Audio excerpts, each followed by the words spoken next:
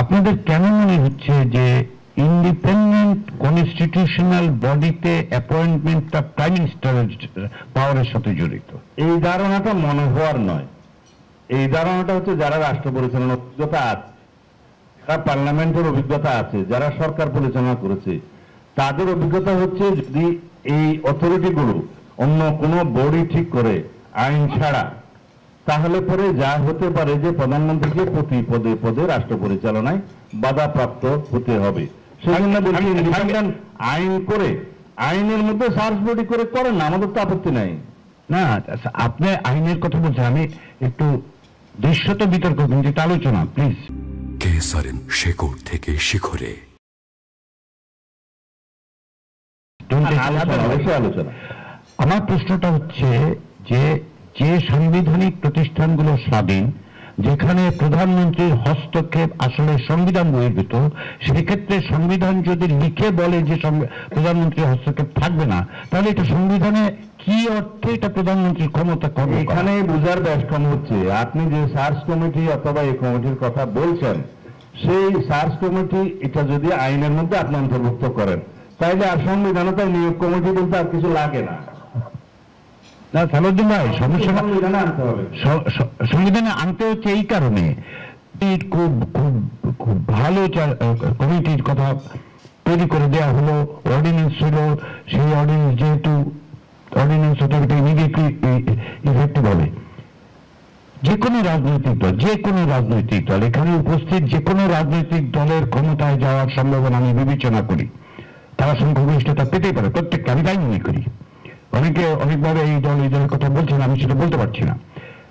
যে কোনো কেউ ক্ষমতায় যাওয়ার পরে পার্লামেন্টের সংখ্যাগরিষ্ঠতা আইন পরিবর্তনের জন্য 151টা ভোট লাগে, তাই তো? আর 50 যদি হিসাব করেন তাহলে তো এটা ডেফিনেটলি অনেক বেশি হয়েই থাকবে। সেগুলি যদি প্রতিদিন পরিবর্তন করতে থাকে তার গ্যারান্টি কি? সংবিধান পরিবর্তন হবে না, সেটার গ্যারান্টি কি? সংবিধান পরিবর্তন করা যত দূরেও হবে, আইন পরিবর্তন করা তত সহজ। আইন পরিবর্তন করার জন্য আপনার কোনো অবস্থাতেই কোনো টু-থার্ড মেজরিটি লাগছে না।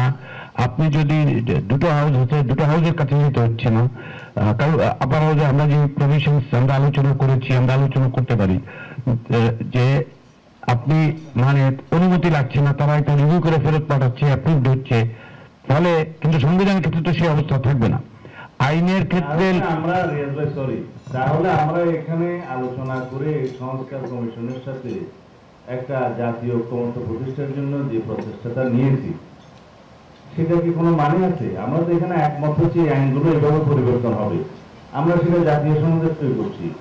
সেই হিসাবে যদি আবার আপনি মনে করেন যে এগুলা যারা মেজরিটি পাবে তারা পরিবর্তন করবে, তারা আবার সংবিধানে পরিবর্তন করবে, তাহলে এত বিষয় আমরা একটা পরিবর্তিত পরিস্থিতির মধ্যেই তো এখানে বসছি যে একটা জাতীয় ঐক্যমত্য হবে, সেই জায়গা থেকে আমরা একটা জাতীয় সনদ শুরু করবো এবং সেটা ইমপ্লিমেন্ট করব।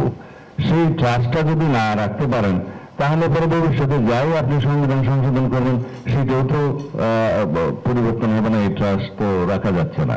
তো সুতরাং বলছি গুড ফেথ, আমরা যেহেতু সবকিছু ছাড় দিয়ে এই পর্যন্ত, অনেকে বলছে 15 বছর 50 বছর, বললেন যে না 10 বছরই ফিক্স থাকেন, তবে ফাংশন করতে দেন এবং এই বডিগুলো আইনের মাধ্যমে আনেন, ওখানে ট্রান্সপারেন্সি অ্যাকাউন্টেবিলিটি আনেন।